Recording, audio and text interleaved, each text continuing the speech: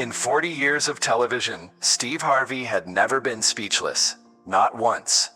Not when contestants gave the most outrageous answers. Not when celebrities walked onto his stage. Not even when technical difficulties brought productions to a halt. But on this particular Wednesday afternoon in Atlanta, something happened that changed everything. A 12-year-old boy asked him a question that cut so deep, it reached places Steve thought he had buried forever. The cameras were rolling, the audience was laughing, and then suddenly, silence. Complete, total silence. Steve Harvey, the man who built a career on quick wit and perfect timing, stood frozen at his podium, staring at a child who had just shattered every defense he'd built over decades. What you're about to witness isn't just television. It's the moment when a game show host became something much more profound. A man confronting his deepest pain through the innocent eyes of a boy who needed answers Steve wasn't sure he could give. Let me take you back to how this moment came to be. Because what happened that day wasn't random. It was the collision of two stories, two hearts, two souls who found each other across the bright lights of a television studio. The Henderson family had traveled from rural Kentucky to be on Family Feud. They weren't your typical game show contestants. Single mother Sarah Henderson, 34, worked 3 jobs to support her family. Her eldest daughter Jessica, 16, was captain of the debate team and valedictorian material. Twin boys Michael and Matthew, 14, were star athletes despite having no father figure to coach them. And then there was David, 12 years old, born with cerebral palsy, confined to a wheelchair, but possessing an intellect that amazed everyone who met him. David saw the world differently than other children. Where others saw obstacles, he saw puzzles to solve. Where others heard noise, he heard patterns. And where others made small talk, David asked questions that cut straight to the truth. David had been obsessed with Family Feud since he was 8. Not because of the money or the prizes, but because of Steve Harvey. Something about Steve's energy, his warmth, his ability to make people feel seen, resonated deeply with a boy who often felt invisible in his wheelchair. "He's real, Mom," David would say, watching reruns on their old television. "He doesn't pretend to be something he's not. That's rare." Sarah had entered the Family Feud lottery on a whim, never expecting to be selected. When the call came, David was the most excited. For weeks he prepared, not survey answers like the rest of his family, but questions. Deep, thoughtful questions he wanted to ask Steve if he ever got the chance. The game started normally. The Henderson family faced off against the Martinez family from Texas. Steve was in his element, cracking jokes about Sarah's answers, teasing the twins about their matching outfits, and showing genuine warmth toward Jessica's academic achievements. But it was David who captured Steve's attention from the moment they were introduced.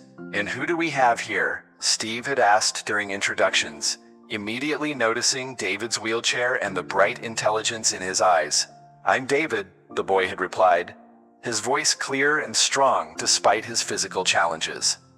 "I'm 12 years old and I've been watching you since I was..." Steve smiled that warm smile that had endeared him to millions. "Well, David, that means you've seen me mess up a lot of times." "Actually," David said, his response catching Steve off guard, "I've seen you be authentic a lot of times. That's different than messing up."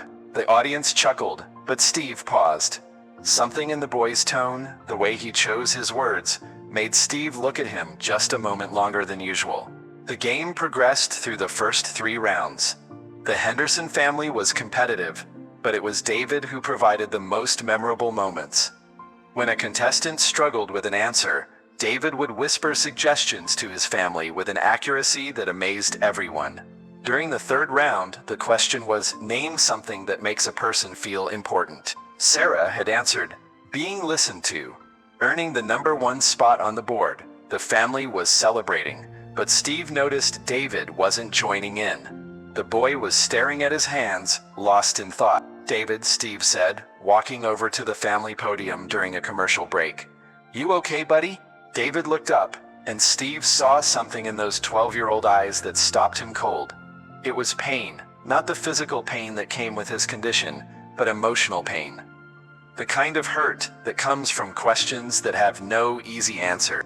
"Mr. Steve," David said quietly, "can I ask you something? Not for the show. Just person." The producers were calling for places as the commercial break ended, but something in David's voice made Steve stay. "Sure, son. What's on your mind?" That's when David asked the question that changed everything. "Do you ever wish you had a dad?"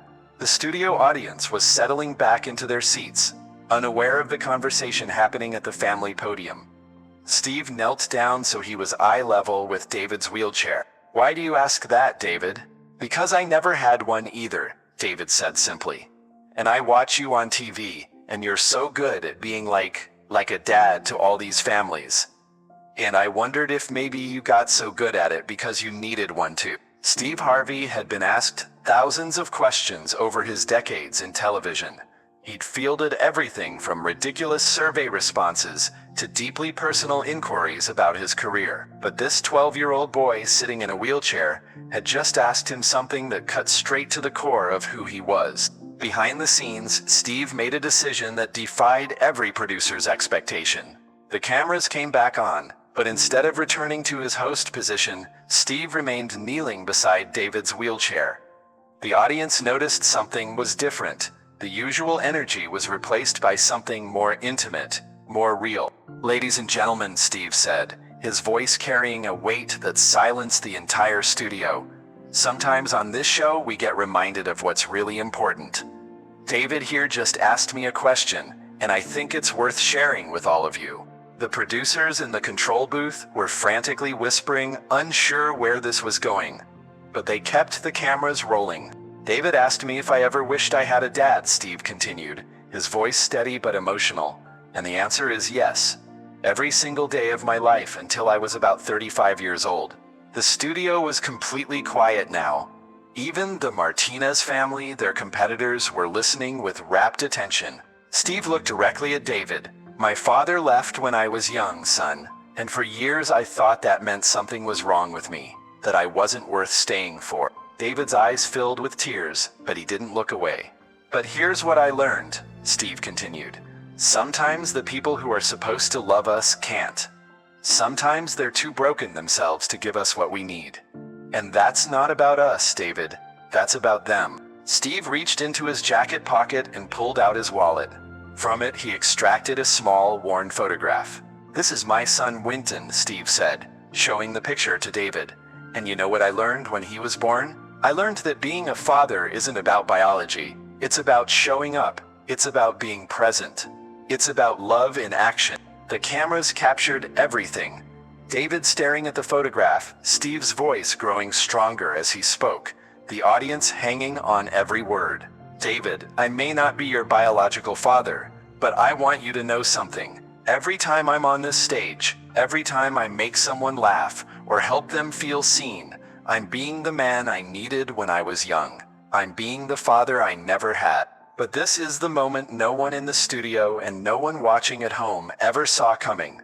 Steve stood up slowly, walked to his podium, and picked up his microphone. Then he did something unprecedented in the history of Family Feud. "We're gonna pause the game for a moment," Steve announced to the camera, "because sometimes life gives you moments that are more important than any game." He walked back to David, and in front of 300 audience members and millions of future viewers, Steve Harvey knelt down again and said something that would echo far beyond that studio. "David, I want to be your TV dad. Not just today, not just for this show, but for real. I want you to know that there's a man out here who sees you, who believes in you, who thinks you're exactly as important and valuable as any other kid in this world." David began crying openly now, but they weren't tears of sadness. They were tears of recognition, of connection, of finally having someone understand. "But I need you to do something for me," Steve continued. "I need you to promise me that you'll remember what I'm telling you. When people stare at your wheelchair and only see what you can't do, I need you to remember that I see what you can do. When you feel different or left out, I need you to remember that being different is what makes you special." Steve reached into his jacket and pulled out a business card. But this wasn't his standard card. This was his personal card, the one he gave to family. "This has my real phone number," Steve said, pressing it into David's hand. "Not my manager's, not my assistant's, mine. and I want you to call me. Not when you need something, but when you want to tell me about something good that happened. When you ace a test, when you solve a problem, when you have a victory, because I want to celebrate with you." The audience was openly crying now. Sarah Henderson had her hands over her mouth, tears streaming down her face. Her other children were gathered around David's wheelchair, all of them moved by what they were witnessing. But Steve wasn't finished. "You know what else I'm gonna do, David? I'm gonna send you something every month. A book, a puzzle, something to challenge that brilliant mind of yours. Because intelligence like yours needs to be fed, needs to be nurtured." Steve stood up and addressed the entire studio. "Ladies and gentlemen, this young man just taught me something about courage. It takes courage to ask hard questions. It takes courage to admit what you need." David has been carrying a question about fatherhood, about belonging, about whether he matters, and instead of keeping it inside, he asked. Steve walked to the Martinez family podium. "Martinez family, would you mind if we did something different today? Would you mind if both families won? Because what just happened here is bigger than any game." Carlos Martinez, the father of the competing family, immediately stepped forward. "Mr. Harvey, this family already won something more valuable than money." Steve nodded, then turned back to the camera. "Sometimes television gives us a chance to do something real. Today, David Henderson reminded me why I do what I do. It's not for the laughs, though I love making people laugh. It's not for the ratings, though I'm grateful for them. It's for moments like this, when we can look at someone who feels unseen and remind them that they matter." Steve walked back to David one more time. "David, I want you to know that you changed my life today. You reminded me what's important. You reminded me why I became the man I became. And most importantly, you reminded me that sometimes the best thing we can do is simply show up for each other." Steve reached up and loosened his tie, then took it off completely. It was a burgundy tie with small gold patterns, expensive and perfectly coordinated with his suit. "This tie has been with me through some of the most important moments of my career," Steve said. "I wore it when I got my first hosting job. I wore it when I won my first award. I wore it to remind me to always dress for the success I wanted to achieve." He placed the tie gently in David's lap. "Now I want you to wear it to remind yourself that you're already successful. That your mind, your heart, your spirit, they're already perfect exactly as they are." The studio erupted in applause then. Not the polite television applause, but real applause. The kind that comes from witnessing something authentic, something that restores faith in humanity. As the cameras stopped rolling and the audience began to file out, something beautiful happened. People didn't leave immediately. They came forward. Audience members approached David to shake his hand, to tell him how brave he was, to share their own stories of feeling different or left out. The Martinez family gathered around the Hendersons, not as competitors but as extended family. They exchanged phone numbers, made plans to stay in touch, created connections that would last far beyond that day. But the most profound moment came when Steve pulled Sarah aside. "Mrs. Henderson," he said quietly, "I meant what I said in there. David is special, and not just because of his challenges. He's special because of how his mind works, how he sees the world. I want to help however I can." Sarah, still emotional from everything that had transpired, could barely speak. "Mr. Harvey, you don't understand. David has been asking me that question about fathers for years. I never knew how to answer it. I never knew what to say to make it better." "You don't have to make it better," Steve replied. "You just have to love him exactly as he is. And from what I can see, you've been doing that perfectly." 3 months later, the episode aired. But before it did, something remarkable happened. Steve kept his promise to David. Every week, a package would arrive at the Henderson house. Sometimes it was a book about science or history, sometimes it was a challenging puzzle or brain teaser, and always there was a handwritten note from Steve. "David, thought you might like this. Can't wait to hear what you think about it. Your TV dad, Steve." David didn't just read the books, he devoured them. He started writing book reports and sending them back to Steve. He began researching topics on his own and sharing his discoveries. His mother watched her son transform from a boy who felt different into a boy who embraced his uniqueness as a superpower. The business card Steve had given him became David's most treasured possession. He kept it in a special box next to his bed, and on difficult days, when other kids stared or when his physical limitations felt overwhelming, he would take it out and remember Steve's words. 6 months after the show aired, David called the number for the first time, not because he was struggling, but because he had something to share. "Mr. Steve?" David's voice was excited when Steve answered. "I won the state science fair. First place in the physics category." "David," Steve's voice boomed through the phone, "that's incredible. Tell me everything."